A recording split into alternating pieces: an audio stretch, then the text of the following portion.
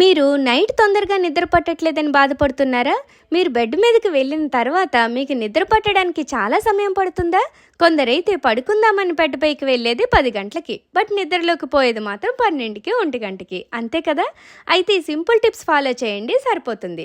Bed మీదకి వెళ్ళగానే ముందు ఫోన్ పట్టుకొని ఇన్స్టాగ్రామ్లో రీల్స్, యూట్యూబ్లో షార్ట్స్ చూస్తూ ఉంటారు కొందరు. దీనివల్ల మన బ్రెయిన్లో డోపమైన్ అనే కెమికల్ రిలీజ్ అవుతుంది. ఇది ఆపకుండా కంటిన్యూస్గా వీడియోస్ చూసేలా చేస్తుంది. అందుకే బెడ్ మీదకి వెళ్ళాక అసలు ఫోన్ ముట్టుకోకూడదు.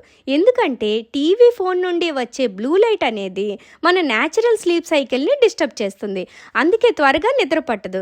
అందుకే పడుకునే గంట ముందు నుండే ఫోన్ అండ్ టీవీ చూడకపోవడం బెటర్. అండ్ రూమ్ డార్క్గా ఉండేలా చూసుకోండి. దీనివల్ల ఫాస్ట్గా నిద్ర వస్తుంది.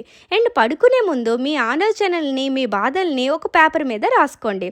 అప్పుడు మీ మనసు కుదుటపడి తొందరగా నిద్ర వస్తుంది. అండ్ 4-7-8 బ్రీతింగ్ టెక్నిక్ని ఫాలో చేయడం చాలా మంచిది. 4 సెకండ్స్ పాటు గాలిని పీల్చుకోవాలి, 7 సెకండ్స్ పాటు గాలిని బిగబెట్టాలి, నెక్స్ట్ 8 సెకండ్స్ పాటు గాలిని బయటికి వదలాలి. ఇలా చేస్తే రిలాక్స్ అయ్యి తొందరగా నిద్రపోతారు.